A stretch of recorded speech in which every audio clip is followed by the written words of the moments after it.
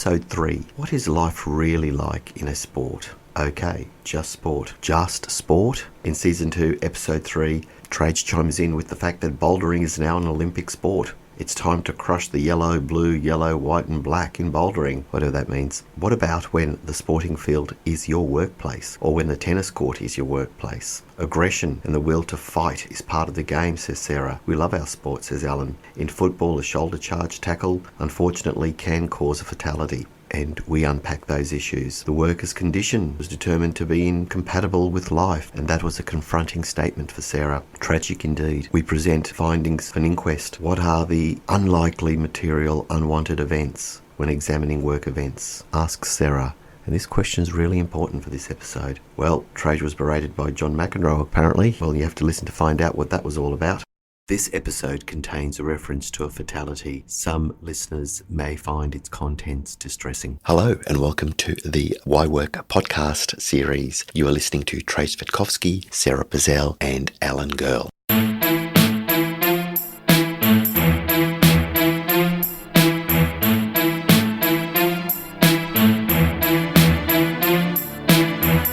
spread like a new disease. You wanna walk by the same TV. By forced entry, the mugs from Backwater Brizzy. How are you, Trajce? Oh, wonderful. Your dulcet tones there, Alan. You sound like you're very good. That is good. How are you, Sara? Fantastic. Sun's shining. I'm well. How well? Super well. Yes, I can tell you super well because the levels are excellent. Okay. That's pretty good. Notwithstanding the mic is a little bit to there, but that's fine. No, that works. Keep going. Okay. Stop. Cool. You know what? Today, I'm going to talk about the one thing that's on every Australian's mind. What's that, Trajce? Vegemite. What do you think it is, Sara? I always think it's sport and sex. I'll stop you with the first S. Sport. Okay. Sport. We can't get enough of it as a sporting nation. We are a sporting nation, particularly every 4 years. The world actually takes notice of Australia because we bring back a money bag of gold through the pool. I was a teen in Australia when Australia won the America's Cup, and I didn't know anything about it, but I did not hear the end of it. Right? No, in the US, it was a non-thing. I'm so sorry to break the news. Too much sport is barely enough. And even I'm into it. After 12 years of nagging, my son has got me into bouldering, which is now an Olympic sport, part of the discipline. What's bouldering? Sport climbing. Oh, okay. You see, you've got lead and speed, and I'm doing bouldering. So basically what you do is you climb on these pieces of plastic up to 4.5 metres or so, and then you top it. Models of boulders. Yeah, so crushed is the term used. I've crushed the yellow. I've pretty much crushed all the blue, and you move up, I think green's the next one, and you make your way up to white or black or something anyway. So I'm bouldering, so I'm taking up sport. And the reason I mention this is, first of all, now my son can sort of feel slightly proud of me. I mean, I should say this, he represents Australia in both youth and open, so he's quite the accomplished. He was on Ninja Warrior. Let's just call it like it is. Yes, Come on, I was Ninja dying Warrior, to go see him in Sydney. And you're looking fit, by the way. Oh, thank you. You're too kind. You're way too kind. But I'm mentioning sport today because an article caught my eye, and that was the Sharks skipper, Wade Graham's suspension upgraded following unsuccessful judiciary hearing. And I love it when sports have judicial hearings because they use words such as reckless and all the words we're used to in OHS. But indeed, the actions of that particular rugby player, that elite rugby player, was deemed to be reckless. He shoulder charged somebody. Yeah, tell us about it. Cronulla Sharks captain Wade Graham has been unsuccessful at the NRL judiciary and had his suspension increased to a 4-match ban. But I want to tell you about a shoulder charge which resulted in a death and a subsequent inquest. It happened a few years ago. So let's just put this in perspective. This is when the sporting field is your workplace. You know, We're talking about professional footballers. Professional sport, and sport is your workplace. It's funny because I've had the fortune of hanging out with some professional tennis folks and a tennis coach as well as tennis players in Adelaide this year. Something that's just so amazing and novel to us. And going to court, Jeff Coetzee, one of the coaches from South Africa, said, "Oh, I got to go back to work." And just putting that in perspective, like, that is his workplace. Oh, hang on. By court, you mean you go to court. Tennis court. Tennis court, not legal court. Oh, right, tennis not like court. a certain tennis player probably didn't know which court he had to go to. But anyway, that's another matter. Tennis court. You've got to bounce with it. You've got to... Done on You've done. got to roll with it.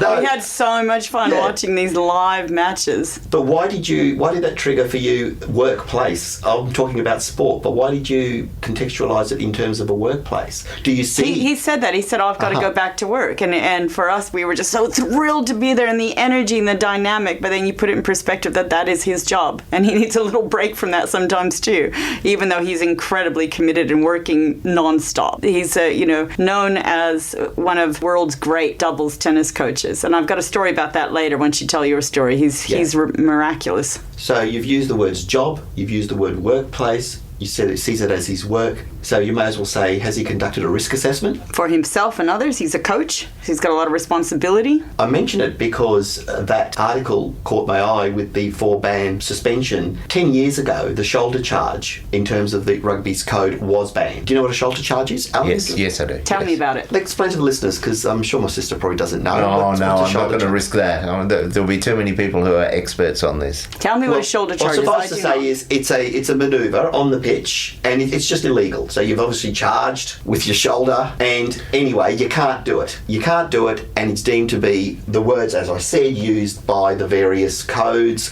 It's reckless. Well, it's illegal. It's banned. So my son's at rugby practice all day today, so I'll be asking him about shoulder charges. Yeah, ask him about shoulder charges, because the 32-year-old, who was the Sharks player, I think we need to say, though, that you're going off a news report, not an official report. So there might be another version that's not contained in the media report. Oh, absolutely. There might be another version, but suffice to say, I think we can take it as read that he's been banned, because everyone's reported that. So newsworthy sources have reported the fact that he's banned, and his rationale for it was, and I'm quoting, look, it was a split-second decision. So 4-match ban, but I'm taking you to a case in the Coroner's Court of Queensland. The inquest into the death of James William Ackerman. Now, I'm not reading from a news article now. I'm reading from the Coroner's Court, Brisbane, 9th of November 2017. And that case involved a shoulder charge. And it's worth reading just precisely. So what was the nature of the workplace? At the time of his death, James William Ackerman was 25 years old. James was a semi-professional rugby league player with the Sunshine Coast Falcons. They were playing a game against another team, the North Devils, in Brisbane, and the player who was involved in the incident was, and you may have heard of his name, Francis Molo. Francis was also a contracted player, but he was with the Brisbane Broncos, and they made contact with each other, and James immediately fell to the ground, dropping the ball. As I said, it's a shoulder charge. I will define what a shoulder charge is. A shoulder charge is a tackle in which a defending player runs at the ball carrier, and without attempting to take hold of that player, the defending player makes contact with their shoulder. So I was right. But just for the record, that's what a shoulder charge is. Now, how's it much different from a general tackle? I mean, things are rough on the field. Yeah, there's an amount of consent to what will go on, except we won't unpack that, but just accept the fact that this was severe. Well, I'll get to what happened, but the fact is you can't do it. End of story. Just like if you're told, you can't climb beyond that whatever rung of the ladder, and there's a line, and there's inductions and and training, and you still in the do workplace. it. Yep. Don't do it. Well, what's happened here, and I'm not trivialising this because this was a fatality. What's happened here is a shoulder charge where they involved contact with the body below the head or neck is illegal, and it has been illegal. And this is the part that's spooky for me. It's only been illegal since 2013. So there's a certain amount of intolerance and allowance in the great game of rugby which accommodated shoulder charges. I'm actually more fascinated by the fact that it's taken 13 years into the 21st century to ban it. You can't do it, and you're not allowed to do it.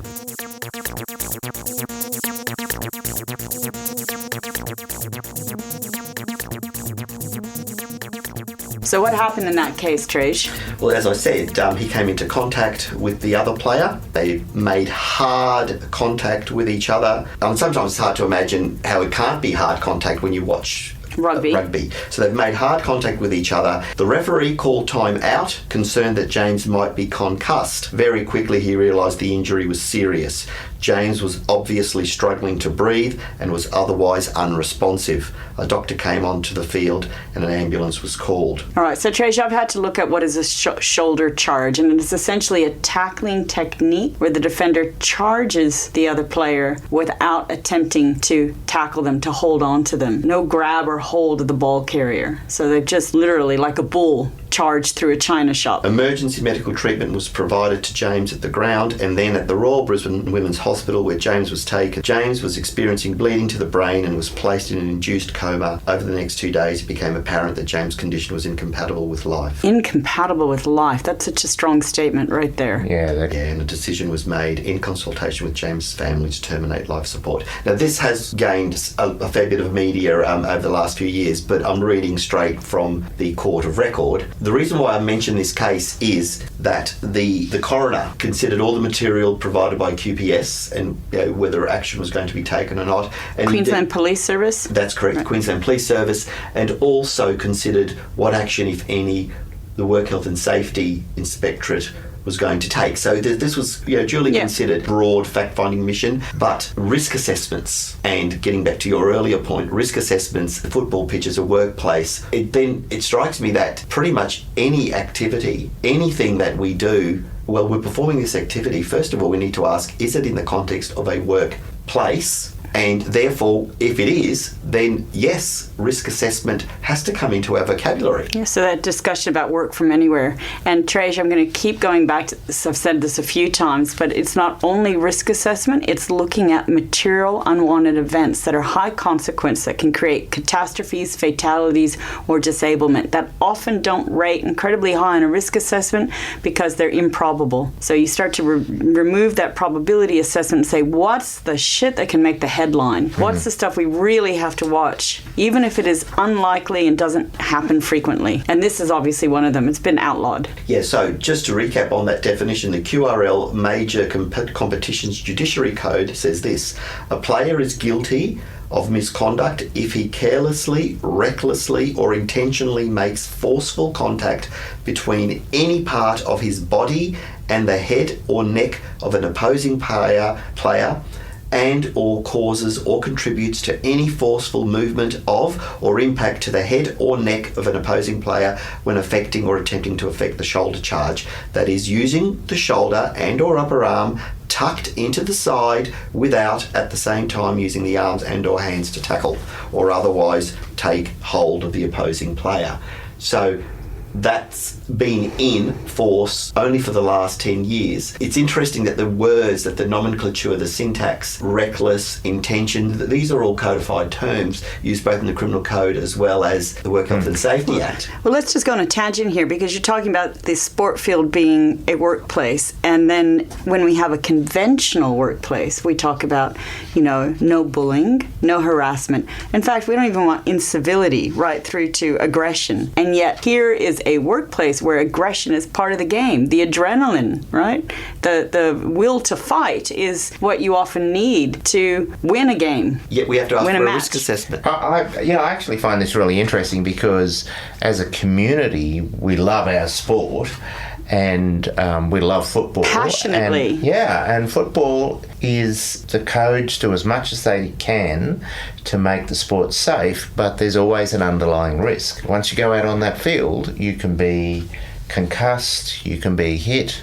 Personalities are larger than life. People want to see you fight, right? Well, they're big guys. I mean, fight for the team, for the win, is what I mean. I guess I'll flash back into the Colosseum and the gladiator, and right? The big fight. But have you noticed? Russell Crowe made that famous, well, you often right? hear that kind of language. Well, have you noticed, or is it just me? And call me out here if I'm a bit OTT or a bit hyperbolic or histrionic here. But have you noticed when you watch the Origin or any other match, particularly when it's heightened, when there is a bit of a tense biffo or when there's a bit of blood in the arena, there's a roar of the crowd? Enthusiastic support and interest. It garners that interest. Well, I won't dress it up. Cheers. I won't dress it up. No, when there's a biff or even when there's a bit of a tussle, notice the crowd go off.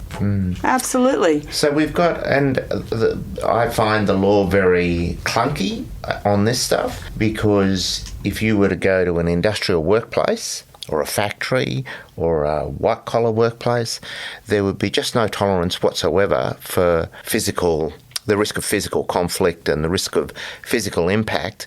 But then we go to the football field when we're talking about professional football, where it's a workplace, and that's perfectly acceptable. But not in that just environment. physical, the psychosocial aspects, the group think, the name calling, Yeah. the What are we going to yelling, do? We're going to kill them. We're going to destroy them. That's right. We're going to go Come hard. on, let's go. Right? I hear this on my kids' sport field. Right? Okay. There is some But the aggression. language. But okay, irrespective of the choice use of words. That's Sunshine Coast football, by the way. Well, indeed, this one did involve a Sunshine Coast, but but no. Like for the love of sport, But right? the tension, And there's so that the energy. drama, so the swearing. I think my son, before he got into athletics and climbing, did do one season of Aussie Rules. I wasn't so much worried about kids dragging each other around. I was more concerned about the yelling and the aggression by the parents. Oh, there's That tons. Instilling. What's And the look- word when you're modelling that Modeling behaviors, Yeah, and- incivility, the aggression, the violence, the you call- escalation toward Sometimes violence. it does deteriorate. And it does. And there's certainly issues, about parents fighting one another. Because we talked about tennis, and Jeff Coetzee actually gave me tickets to this in Palm Springs. I'm talking maybe 20 years ago. And I got to see Andre Agassi and Pete Sampras play, and it was fantastic. And at the end of the match, two old guys in the stands end up in a punch-up. Right? thought you were about to I will say never forget that. It was such a brilliant match, and their personalities, where you had the passion of Agassi and you had the stealth, the machinery, the computations from Sampras, right? And that contrast. But in the stands were the two old guys fighting. Well, I'd like to see a match against John McEnroe and. And and you want that aggression, right? You want him to melt down and swear and spit. And I grew up watching McEnroe. My dad just loved McEnroe. But on the rugby I saw field- him in Milton. I just had a There you flashback go. to that school, and he asked us to shush, be quiet, please. Really? We're too busy counting our Kiss cards. I had the last of the Kiss, the rock band Kiss. Rock that is, band card. Kiss. Yeah, and I yelled because I got the last at the local fish and chip shop. I got the last card, and he asked us to shut up. So he abused. Have you ever seen Kiss performing? Who does their risk assessment? wait. I saw Kiss. They go were down fantastic. flying That's right, foxes, we talked about and band and they've got these massive heels on. Yeah, I was mindful. I was sixth from the front just in case the fire got me. So the first You one did got your sieged. own risk assessment. Yeah, He my was risk assessment. a See, when we lawyer get in into the- waiting. You were talking about the risks of stilettos. Well, look at Kiss when they Oh, they were perform. pretty right. good. 7-inch heels. Paul Stanley was my favourite, the solo band. But I tell you what, Gene Simmons breathing that fire. Strutter 78 comes on. We just all went to the floor. You're you- in the mosh pit. You have the privilege of saying you got berated by John McEnroe, Yeah. right? Okay, that's Slammed his a racket. legacy Yeah, that it goes is, it down is. in history. I was grade 6. I was 11 at the time. That's it. And Flashbacking. look, my son. But I was remember. playing- I remember You the remember aggression. it, I you remember see? the incident. Yep. And now my son's been in rugby in a match where accidentally another player got his boot on my son's face, right? Let's just say it was, bottom of a tackle or whatever the right scrum word is here. It must have been scary for you. Yeah, no, I got there afterward. I saw it later. He had a big blown up black eye, right? So boot went into his eye. He has a black eye. And sure, there was concern, but essentially the coach goes, oh, well, that's the induction. You got to start. And so Induction. it's just assumed that violence, aggression, physical harm will come from the sport, right? There's a culture of acceptance.